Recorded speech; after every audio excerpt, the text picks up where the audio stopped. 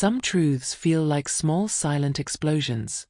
Others, like the one you're about to discover, are the kind of bomb that detonates your entire life in a single day. I never expected everything to collapse at the most fragile moment of my existence. On the day I said goodbye to my parents, with my heart in pieces and under the rain of a silent funeral, my husband looked me in the eyes and said, "Now that you're broke, it's over for us." Cold. Quick. Without hesitation. And there, in the middle of flower wreaths and mourning, I realized nothing was what it seemed. If you've ever been betrayed by someone who claimed to love you, if you've ever been abandoned when you needed support the most, or felt like everything collapsed all at once, this story will hit you like a punch in the stomach. But believe me, what begins in ruin ends in rebirth. And no, this isn't cheap self-help, it's justice with the taste of revenge, revelations of hidden truths, secret evidence, and a twist that will make you question everything you believe about trust, power, and conspiracy. Michael thought he had one. That he could erase me like a signature on divorce papers. But he didn't count on one thing, what I discovered right after. Get ready. Because the woman he tried to destroy became the phoenix who will bring everyone around him down. Subscribe to the channel and turn on notifications. Here we talk about truths that set you free, stories that hurt, but teach. The rain didn't stop, as if the sky was mourning along with her. Every drop seemed to weigh on Emily's shoulders, who could barely stand in front of the closed coffins. The smell of wet flowers, the muffled sound of umbrellas knocking together, and the hushed whispers created an almost surreal atmosphere. Reality hadn't fully sunk in yet. Her parents, her safe harbor, had died in a tragic car accident. And now, standing before the damp earth about to cover them, she felt the world shatter beneath her feet. Michael was there, standing by her side, but distant as a stranger. He didn't hold her hand. He offered no comfort. He just watched, indifferent, as if waiting for the end of an inconvenient event. When the ceremony ended, Emily was still gasping for air between sobs when he came closer. His eyes held no sadness. They were cold. Pragmatic. The words that came out of his mouth carried no comfort. "Emily, I'm leaving. Our marriage is over." She didn't understand. She thought it was grief talking. But he continued, "Haven't you realized yet? I never loved you. I used you. Your family. Your money." She froze. Still mourning, still trying to understand why the world had taken so much from her at once. Now she was being pushed off an emotional cliff. Michael wasn't just abandoning her, he was doing it on the day of her parents' burial. And he did it with the same coldness as if he were ending a meeting. He said their marriage had been useful while her family represented something. Now that they were dead and supposedly broke, she was no longer of use. "You're broke, Emily. I have no reason to keep pretending." The words echoed like gunshots.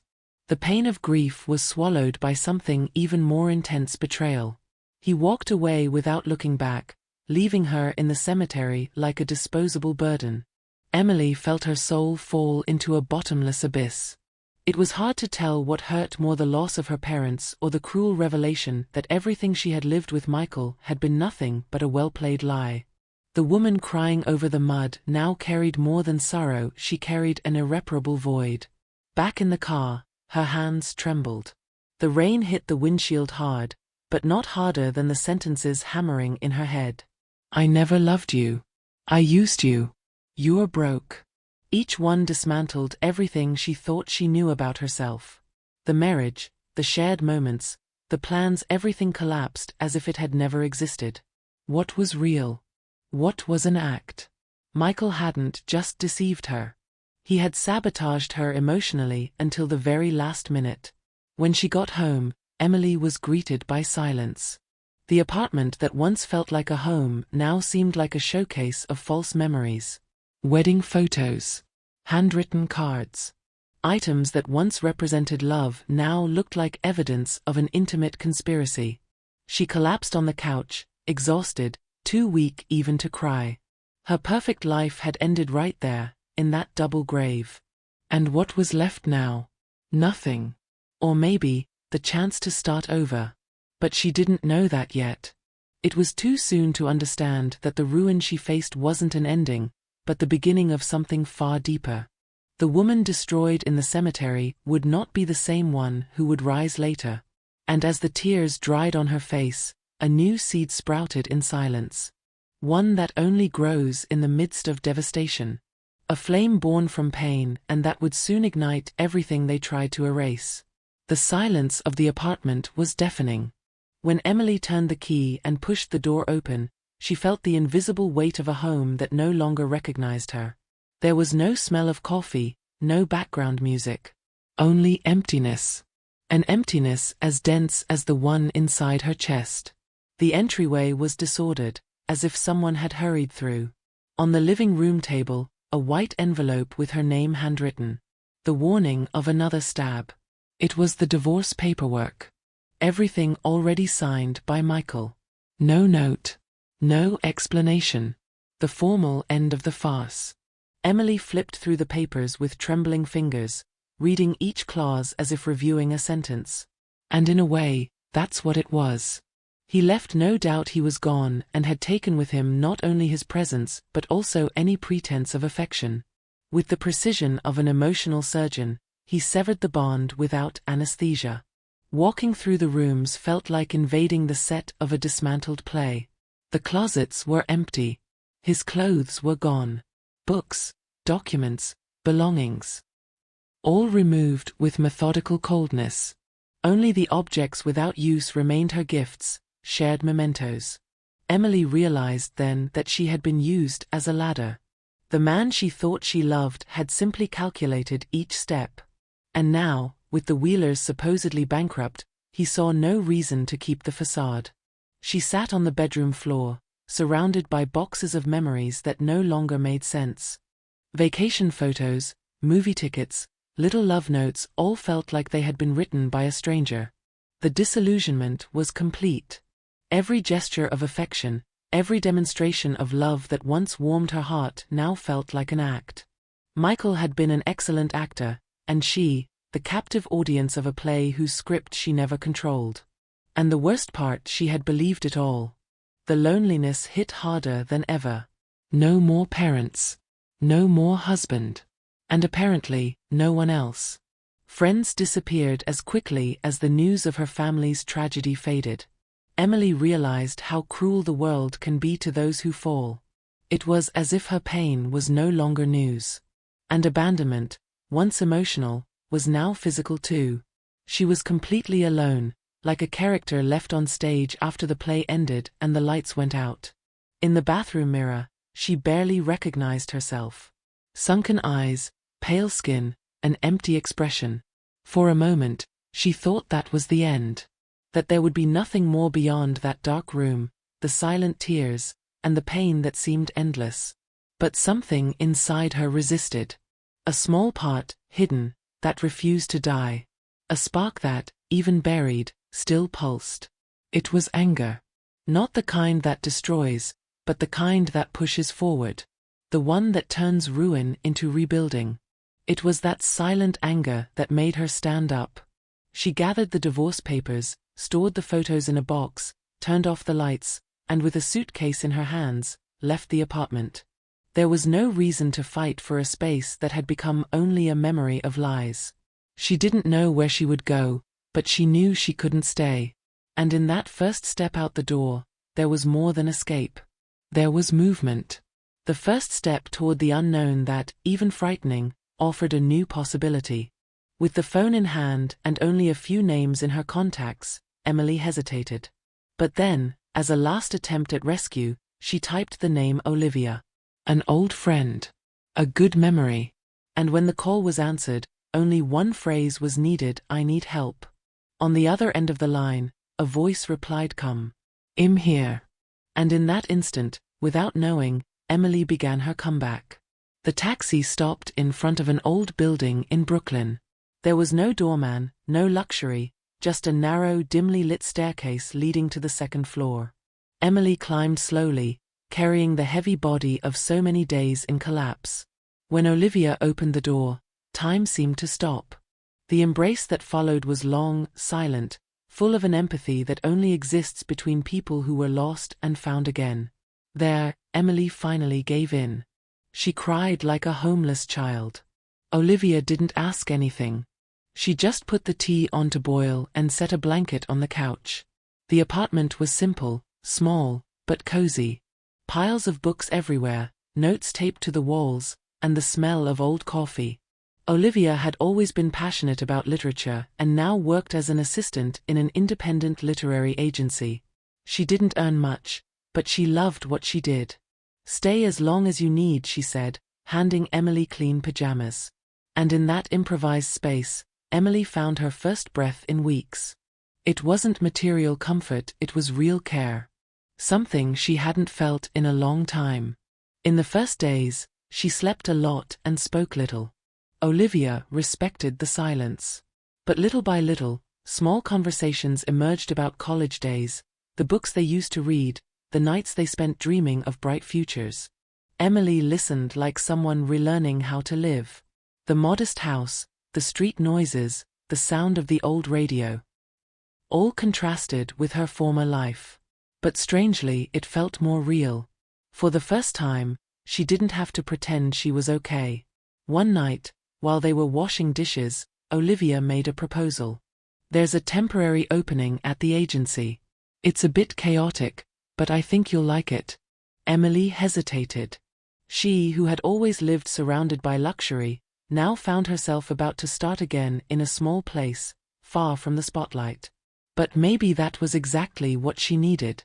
A beginning that demanded nothing but presence. No inheritance. No fame. No last name. Just her, the books, and the chance to rebuild herself through words. On her first day at work, Emily arrived early. She organized files, answered calls, served coffee. No task was grand, but each one was a step out of grief, out of betrayal. She began handling manuscripts from new authors, and there she rediscovered something lost: the joy of writing. She remembered the nights with her father, revising manuscripts together, her mother correcting commas with passion. That chaotic routine, far from parties and board meetings, brought back an essence that had been smothered by years of appearances. Over time, living with Olivia turned into a partnership. They laughed, debated book plots, shared old memories, and slowly began making plans.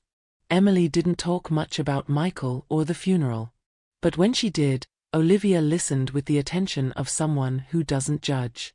"You didn't lose everything," she said one night. "You only lost what wasn't real." And that phrase stayed in Emily's mind like a seed. Maybe it was true.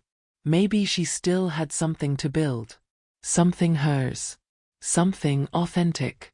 It was in this stage of small victories that the past knocked again. An envelope stamped with the name Gregory Finch, the Wheeler family's trusted lawyer, arrived at the agency. Inside, just a few words: "Urgent matter. Must appear in person." Emily's heart raced. Finch was discreet, ethical, and would never write something like that without reason. There was more behind that letter. And suddenly, the questions she had left buried came back strong. The truth that seemed buried was moving. And Emily could no longer ignore it.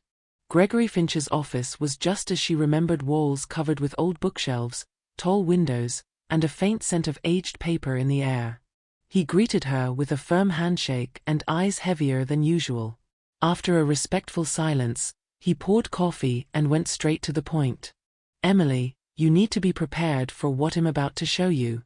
Your world has already been turned upside down once, and it might happen again." She nodded silently. She no longer feared the impact. She wanted the truth raw, unfiltered, without curtains. Finch opened a folder on the desk.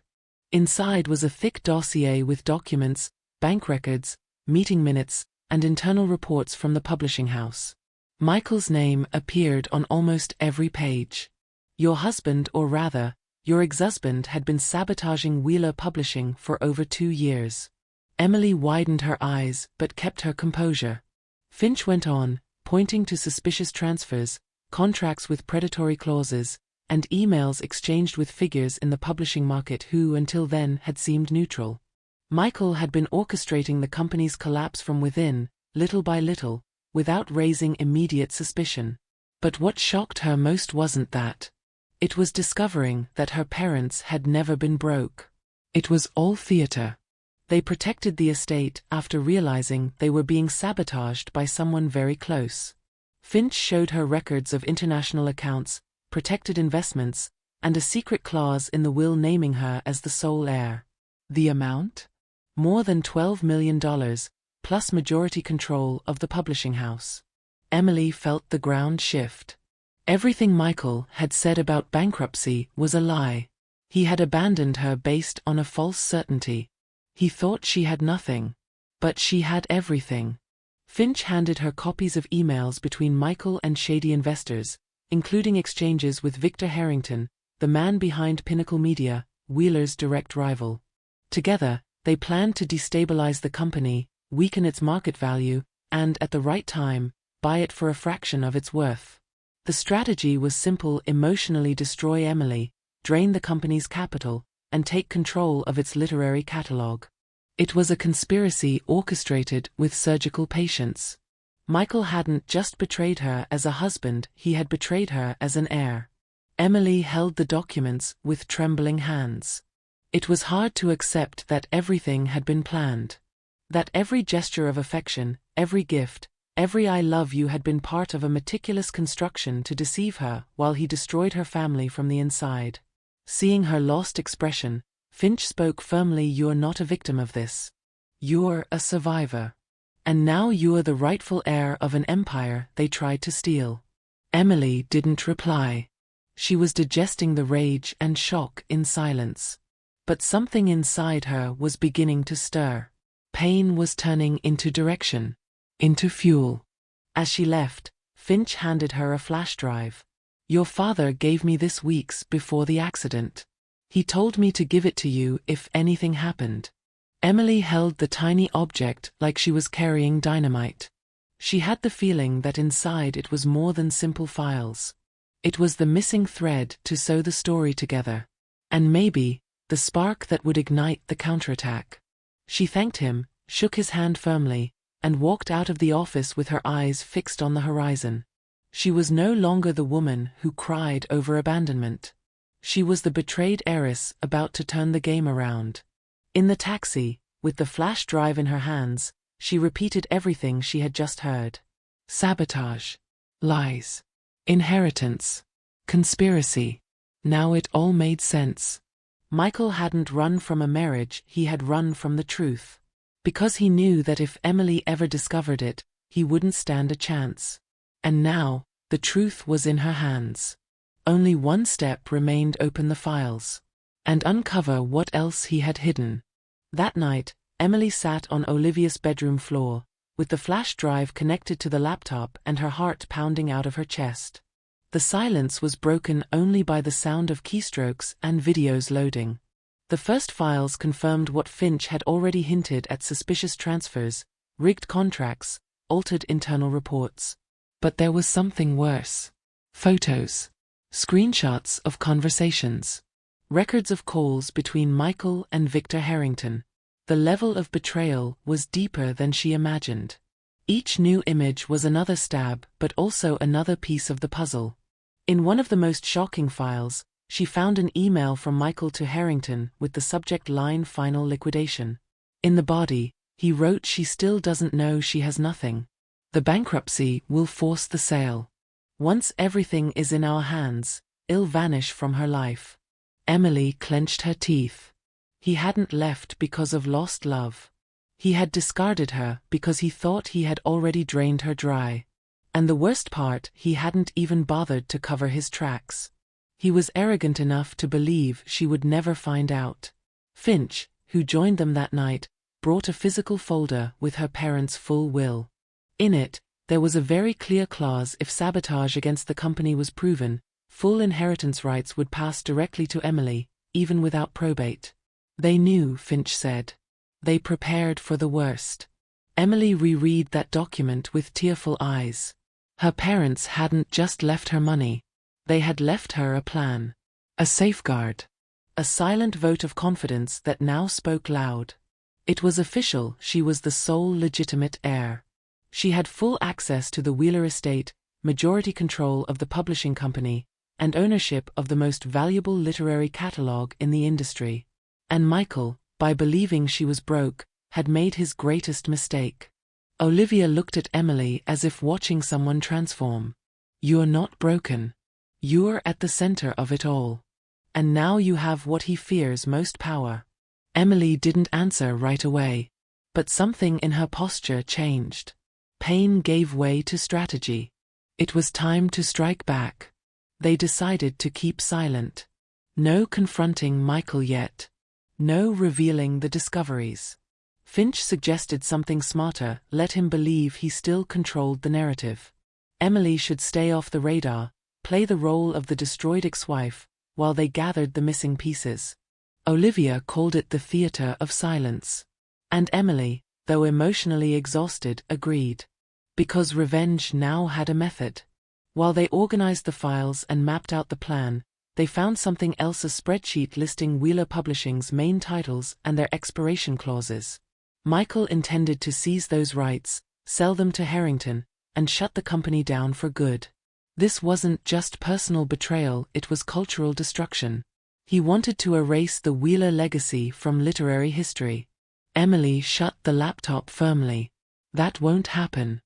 Not while I'm breathing. Jack, who returned with updates, brought another bomb. A former employee of the publishing house, a security technician, had mentioned a physical file hidden by Emily's parents. Something outside the digital system, kept in a rarely visited place. Olivia remembered a remote family cabin, almost never used. But before they could plan the search, another key piece emerged: a recording. In the audio, Michael openly spoke about the accident involving Emily's parents. And that phrase would change everything. After the crash, everything got easier. He said it like a joke, but the double meaning was impossible to ignore. Emily froze. There was more to this story. Much more. And with the next step, revelations would come that would make even the most betrayed heiress wonder what, after all, was the truth. The flash drive Finch had given her seemed too small to hold something so powerful. But once plugged in again, it revealed coded folders, videos with cryptic titles, and long audio files. Emily and Olivia worked through the night, analyzing each fragment like they were handling dynamite. Soon they realized this was more than a backup. It was the heart of the criminal plan that had destroyed her family. And among the names involved, the one that appeared most and most disgustingly was Michael. The videos showed secretly recorded meetings. Michael and Harrington in luxurious settings, discussing deadlines, resources, and strategies to weaken Wheeler Publishing. "She won't fight back. She has no structure," Michael said in one recording. "Once she loses everything, she'll sign anything." Harrington laughed. The cynicism between them was nauseating. Emily's body shook, but she didn't break. She knew the more they talked, the more evidence she gathered. And justice, once distant, now had a voice, an image, a context. Alongside the recordings, there was a document with all the company's financial moves over the past 2 years, altered by Michael and approved by infiltrators on the board. Everything pointed to one goal: provoke an irreversible financial crisis and force liquidation. In another video, what looked like a rehearsal for the transfer of control, Michael coached a lawyer on how to emotionally pressure Emily into signing renunciation papers. "She'll beg to get out," he said, laughing. That's when Olivia suggested, "Let's flip the game. Pretend that broken Emily still exists." The idea was simple and dangerous. Emily would maintain her shattered image online, stay invisible in business circles, and let Michael believe he had one. Meanwhile, they would gather proof, build connections, and prepare a precise strike. Finch immediately agreed. The more secure he feels, the more careless he'll become. Emily accepted. Not for revenge, but for justice. To make the play convincing, Emily erased her online presence, reactivated old posts with melancholic captions, and let rumors of her absence spread. Deep down, she knew Michael underestimated her. He always thought she was fragile, moldable, dependent. But now, That image would be her greatest weapon. And he, blinded by his own arrogance, would script his own downfall. As the strategy unfolded, they opened a new folder. Inside were audio recordings of phone calls between Michael and a name that had seemed distant until then: Reed, the mechanic who serviced her parents' car. The conversations were vague, but they revealed enough. "Everything set with the car?" Michael asked. Reed answered hesitantly, "Done as we agreed." Emily's blood ran cold. The silent suspicion she had carried since the funeral now took shape. Her parents hadn't died by accident. They had been targeted. Jack, with his investigative experience, had already suspected it. Now, with the evidence in hand, he was certain. "We need to find Reed before someone silences him." It was a race against time. Because if that man confessed, the case would no longer be corporate. It would be criminal. And for the first time, Emily felt real danger approaching. They were dealing with something bigger. A network that wouldn't hesitate to eliminate obstacles. The decision was unanimous. Find Reed. Confront him. And document everything. Emily was no longer the woman from the funeral.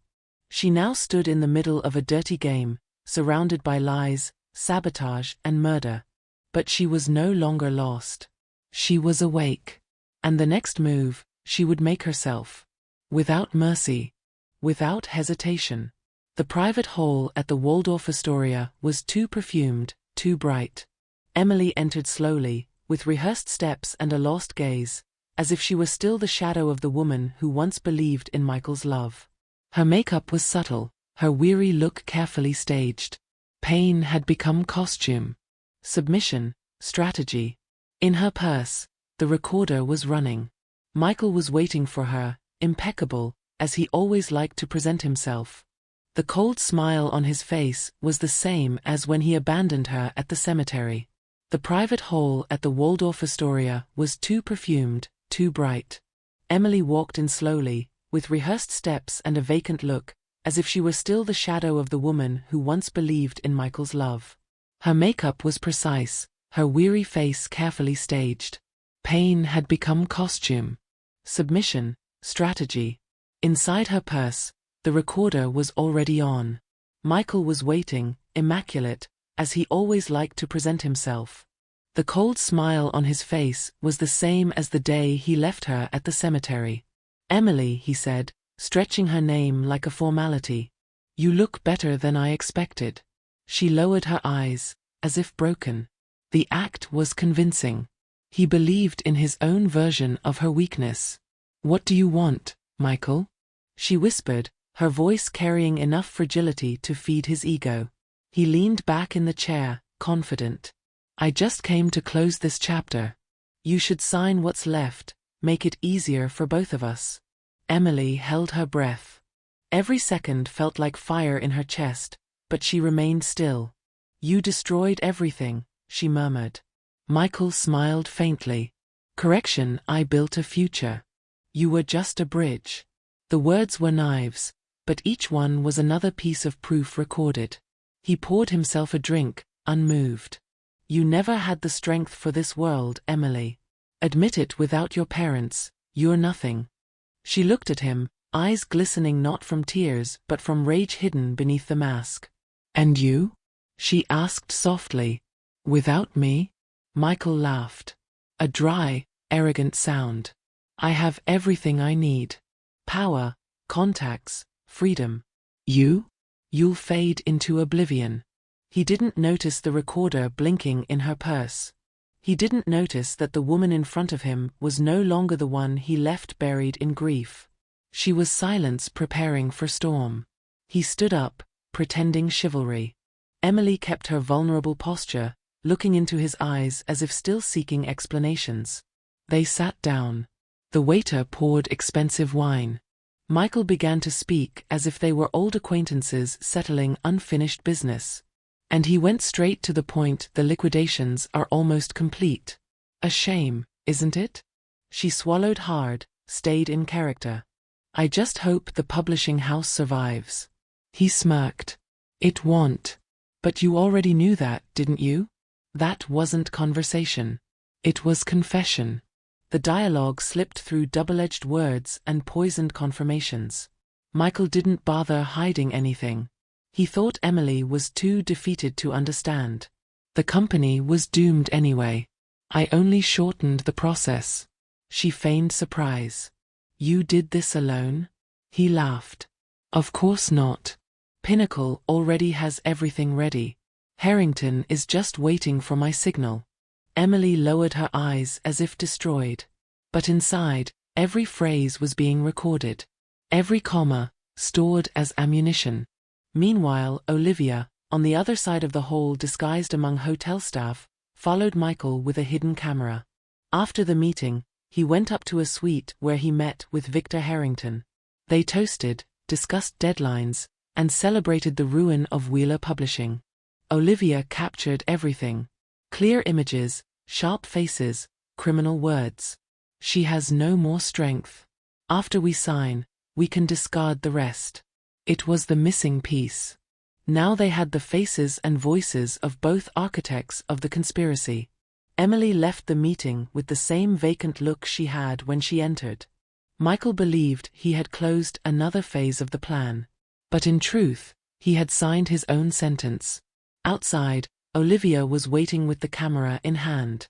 It's all here. Crystal clear. Emily nodded in silence. No words were needed. The cards were on the table. And for the first time, victory seemed possible. Back at the apartment, Finch gathered all the recordings and drafted a report to be delivered to the Federal Department of Corporate Fraud. The case was no longer just family. It was a conspiracy of large proportions, with dangerous branches.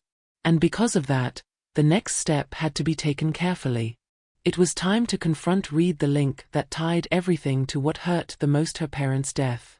Emily no longer trembled. She no longer cried. She was in attack position. Deep down, she knew the end of that story depended on finding a single living piece, the man who sabotaged the car. But time was against them. Because one thing was certain: if Reed knew too much, he wouldn't last long. Finding Reed wasn't simple. The address listed in the files was from a shut-down workshop in the outskirts of Queens. Jack Donovan, with his ex-cop experience, tracked down an old colleague of the mechanics and finally located a warehouse where Reed did private jobs off the radar. Emily, Olivia, and Jack went there quietly. They wanted to talk. Nothing more. But the place already smelled of danger. When they arrived, they found the door half open, lights off, and the muffled sound of a radio still playing. Reed was on the floor. Dead. A clean shot to the chest. Emily froze. Silence turned into restrained panic. Jack shut the door quickly. It's a cleanup, he said, examining the body. There were no signs of struggle. It was an execution. Their time was running out. Michael and Harrington knew the truth was about to leak. And they had begun erasing traces. Reed had been the key between the corporate plan and the fatal accident. Now, with him out of the game, only what he left behind remained. Jack remembered a conversation with Reed days earlier. If I disappear, look in the old shop. There's something there that might help you. They went back to Reed's abandoned garage in a forgotten industrial district. Among tools covered in dust, they found a metal box hidden under the floorboards. Inside, photos of the Wheeler car with markings drawn by hand, a cassette tape, and a hastily written note: they told me to tamper with the brakes. It was Michael. I didn't want to. Emily held the paper as if touching her own past. The truth was there. And it hurt more than she thought. The cassette, digitized by Olivia, revealed a recorded conversation between Reed and an unidentified man. Reed's voice was tense. This is going to kill people. The other replied, just do the job. And disappear. Emily listened with her eyes closed. Every word confirmed what her instinct had said since the beginning: her parents had been murdered. And their deaths were the opening act of the attempt to erase the Wheeler legacy. But now, this crime had a name, a date, and accomplices. Finch organized the new files and sent a copy to his FBI contact. Now the case involved sabotage, corporate fraud, money laundering, and possibly premeditated murder. "We have enough to open a federal case," he said. But Emily wanted more. She wanted to understand why her parents' bodies had been released so quickly, why the exams were ignored, why everything seemed rushed. "They were afraid we'd uncover something bigger," Olivia stated. That's when Emily remembered the cabin at Lake Solace, a place Michael didn't know about, one of the few her parents used as a personal refuge. If they hid anything real, it's there. They planned to go the next morning. Jack, still shaken by Reed's scene, confirmed, "If there's more, we'll find it." Emily spent the night awake, reviewing old photos, her parents' notes, trying to piece together a story that until then felt incomplete. In the mirror, she saw a version of herself she didn't recognize, firmer, colder, more determined. The woman who had buried her parents was about to unearth a truth far bigger than she imagined.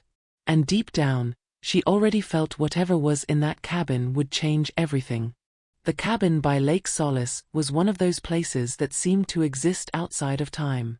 Hidden by a narrow trail, surrounded by pines and silence, it was the kind of refuge only the Wheelers knew. Emily hadn't been there since adolescence. When they arrived, the door was still locked with the same key her father always carried on a wooden keychain. Inside was dusty but untouched. Family portraits, old books, and a heavy desk filled the center of the room. Everything seemed to hold frozen memories and maybe unrevealed secrets. Olivia went straight to searching. Jack, always alert, checked the surroundings. Emily, guided by almost instinctive intuition, knelt before the fireplace. A stone was loose among the bricks. Removing it, she found a small metal box. Inside, an external hard drive, 2 sealed letters, and an envelope with newspaper clippings and medical documents. "They left this for me," she whispered, her voice breaking. She sat on the couch, opened the laptop, and plugged in the drive. Olivia brought a flashlight and stood by her side. The images loaded slowly. And then, the first recording appeared. It was Emily's father. On video. "If you're watching this, it means we went through with the plan to the end. Emily, you need to know the truth." He explained that Wheeler had been sabotaged from within. That Michael wasn't just a traitor, but part of something much larger. And that the FBI was already involved when they decided to disappear. "It was the only way to protect you. The accident was staged." "We are not dead." Emily froze. Olivia covered her mouth. Jack, listening from the doorway, dropped the radio to the floor. It changed everything. Absolutely everything. The evidence on the hard drive was devastating: recordings with federal agents, images of meetings with informants, dossiers on Pinnacle Media, and documents linking Harrington to political manipulation through the media. But the most shocking was the DNA. Among the files were reports of the bodies buried at the funeral. And they didn't match her parents. Finch, on a video call, confirmed the exams were swapped. "They're alive." Emily felt a mix of relief and indignation. So much pain, so much longing, all built on a necessary lie. At that moment, danger knocked at the door. The sound of hurried steps on the trail. Jack peeked through the window and saw 2 armed men approaching. "They tracked us."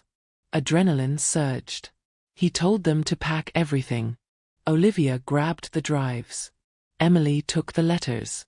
Jack blocked the door with a cabinet and prepared the escape route out back. But before they could leave, one of the intruders fired. The sound echoed in the cabin. Jack groaned, head been hit in the shoulder. Still, he stayed on his feet, pulling Emily by the hand. They ran into the woods, clutching the bag of evidence. The escape was instinctive, desperate, but successful. They reached the car hidden on a bend of the road. Jack, bleeding, drove to a safe rural clinic where Finch was waiting. Emily, breathless, tried to organize her thoughts. Her parents were alive. They had staged their deaths. Michael was neck-deep in a criminal conspiracy. And now, she was no longer just an abandoned heiress, she was the keeper of a truth powerful enough to topple empires. In the back seat, with Olivia beside her, Emily opened the letter left by her mother. "You are stronger than you think. And if you've made it this far, it's because you're ready to know everything." Her hands trembled, but her eyes were firm. The reunion was close, and she was ready to hear the last part of the story. The safe house Jack kept near Montauk was far enough to ensure protection, but equipped with everything they needed. Finch was already there, with a forensic technician and tools to examine the hard drive and the samples from the cabin. Jack, wounded, was treated by a trusted doctor. Meanwhile, Emily and Olivia arranged the files chronologically. The air was heavy, as if each document carried a secret ready to explode. And it didn't take long for the truth to surface. The images showed her parents alive, recording testimonies for the FBI. They detailed how Harrington had approached them, how they discovered Michael's involvement, and how they accepted the plan to fake their deaths. "It was this or watch Emily destroyed," her mother said, looking straight into the camera. "She is stronger than she knows. And only she can finish what we started." Emily watched in silence, tears running quietly. For the first time, she felt real relief. Her parents were alive. They hadn't abandoned her. They had protected her. Finch presented the results of the genetic tests. The bodies buried were not the Wheelers. The staged funeral had been organized with the help of 2 undercover agents. Everything had been meticulously planned, from the chosen corpses to the forged documentation. "It was risky," Finch said, "but it worked. Until now." Michael, Harrington, and their allies had no idea Emily knew the truth. And that advantage gave them time to finish the final step, bring Pinnacle down, and expose the scheme publicly. The drive also contained messages between Michael and a powerful politician who, according to the Wheelers, funded part of Pinnacle's actions in exchange for narrative control. The hole was deeper than they thought. It wasn't just a market dispute, it was an information war. Using media to manipulate opinions, erase voices, and rewrite truths. Wheeler Publishing, with its history of editorial freedom, was an obstacle. That's why they had to be erased. Emily finally understood everything. With the evidence collected, Finch prepared a final dossier to hand to the FBI, the federal prosecutor, and the press. But Emily had one request. "I want to see my parents." Olivia and Jack hesitated, but Finch had expected it. "They asked to see you too. They said it would be when the time was right. That time is now." Emily didn't reply. She just nodded, her heart racing. After everything, betrayal, abandonment, forged deaths, she would finally have the missing answers. And with them, the end of the pain she had carried since the funeral. The next night, in a decommissioned warehouse under federal custody, she saw her parents again. Alive. Emotional. Proud. The embrace was long, tight, as if time and distance melted away. There weren't enough words to explain everything, only the certainty that their love had never stopped. Only been postponed. They told her everything: how they had worked with the FBI, how they staged their deaths, how they followed every step of her life from afar. "You gave us more than we imagined, Emily," her father said. "You survived. You fought back." At that moment, past pain turned into something else. No longer mourning. No longer rage. But strength. Clarity. Emily was no longer just heir to a publishing house, she was heir to a mission. To defend truth, protect her family's legacy, and prevent power from destroying what is still human. She was ready. And looking at her parents, she knew she wasn't alone. The next step would be the hardest. But now, more than ever, she knew she wasn't a victim anymore. She was the protagonist. Seeing her parents in the flesh was like waking from a nightmare too long. Emily still touched their faces with hesitation, as if to ensure it wasn't an illusion. They were different, yes, thinner, more tired, but the eyes, the way they spoke, the embrace, it was unmistakably them. The reunion was silent at first, broken only by muffled sobs. It wasn't sorrow. It was the release of anguish she had carried since the day she buried them. Or thought she had. They told everything calmly. How they discovered internal sabotage, how Michael spied on them at home, how faking their deaths was the only way to keep the investigation safe. The FBI put them in witness protection, gave them new identities, and they lived hidden, watching Emily from a distance. "Watching you fall was the hardest part," her mother said. "But watching you rise was our salvation." Emily gripped her mother's hand tightly. She knew their love hadn't disappeared, it had only resisted the invisible. The hardest truth for the three was that Emily's grief had been real. Even though her parents were alive, the pain she felt had been genuine. And no one could comfort her. "If we could, we would have come back," her father said. "But you wouldn't be alive if we had." The plan had been risky, but calculated. They knew Michael was dangerous. They knew about Harrington's reach and everything at stake. The goal was to expose Pinnacle Media, a network of manipulation that worked like a shadow empire of disinformation and blackmail. Emily listened with new serenity. She was no longer the betrayed wife, nor the helpless orphan. She was someone who had survived total collapse and emerged with clarity. "Now that I know everything, I want to finish what you started." Her parents exchanged a look. They had expected this. Finch, also present, handed her the final plan with the hard drive, the videos, the recordings, the bank records, and her parents' testimony. They had a case solid enough to imprison Michael and Harrington for multiple crimes, including attempted murder and corporate conspiracy. But Emily wanted more. She wanted the truth to be public. For Wheeler's readers to know why they almost lost the publishing house. For the world to see how power and money feed on lies. Olivia, as always, was at her side, ready to help. Jack, even wounded, swore to protect her until the end. They were a small resistance amid chaos. And that was enough. Because now it wasn't only about revenge. It was about justice. About preventing others from suffering what she had. The next morning, Emily sat in front of the cameras. She recorded her own video. No makeup, no script. Just her and the truth.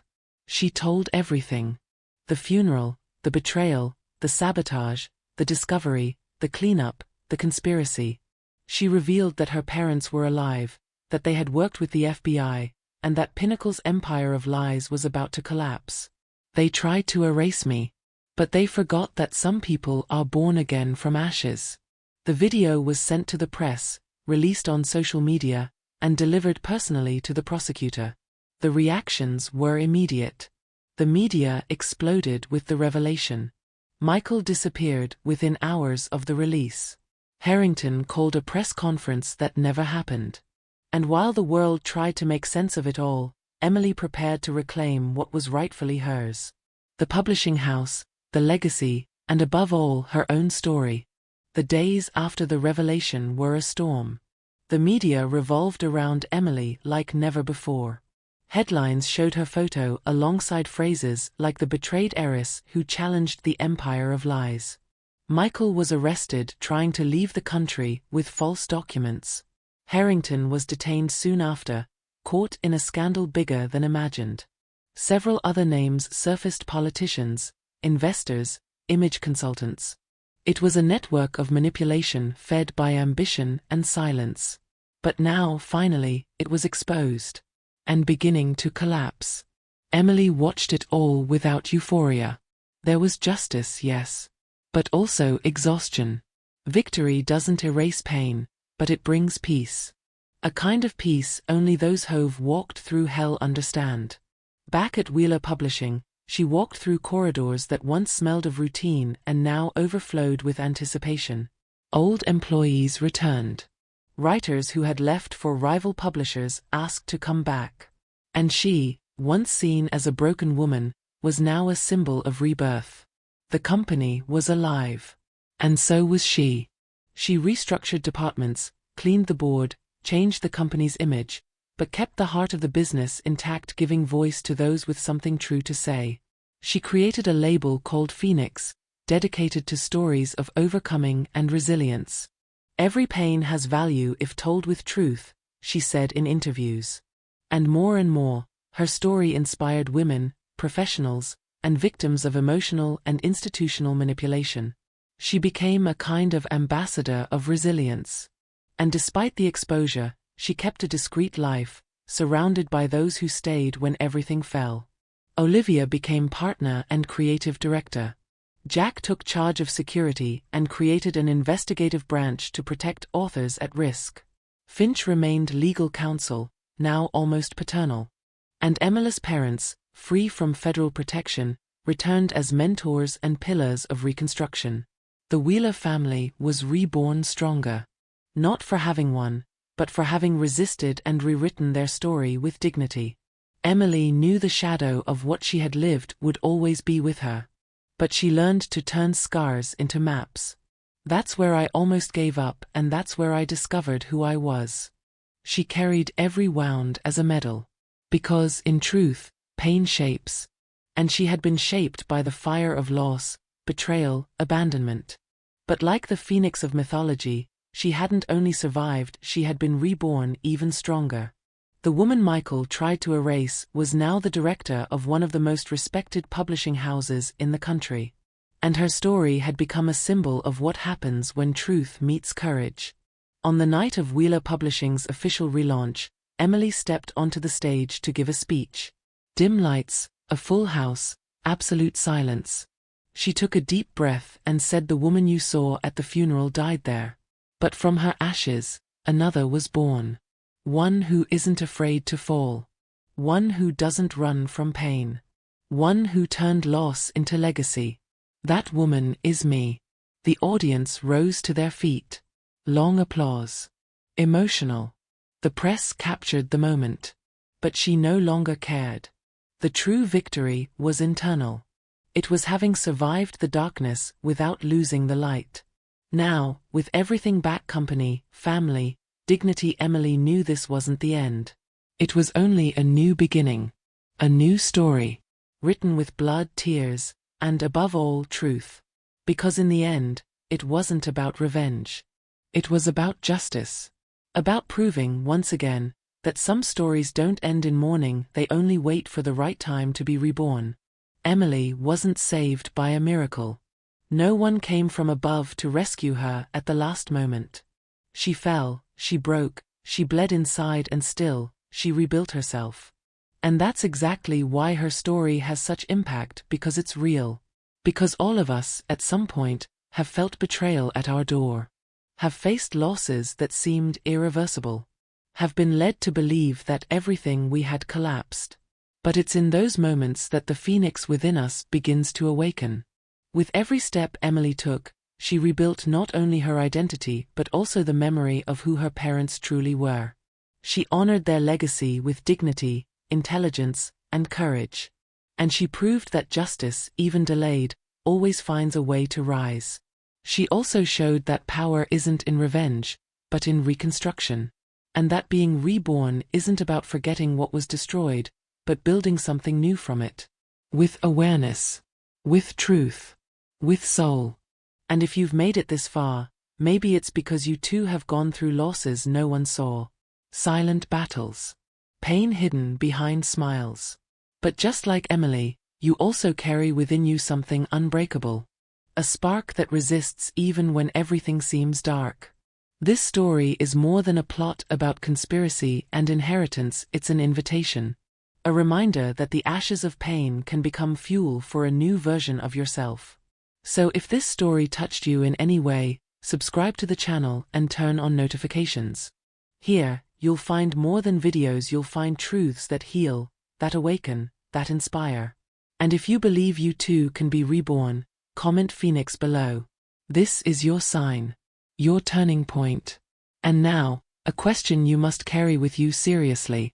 How many versions of yourself have you already buried, thinking it was the end?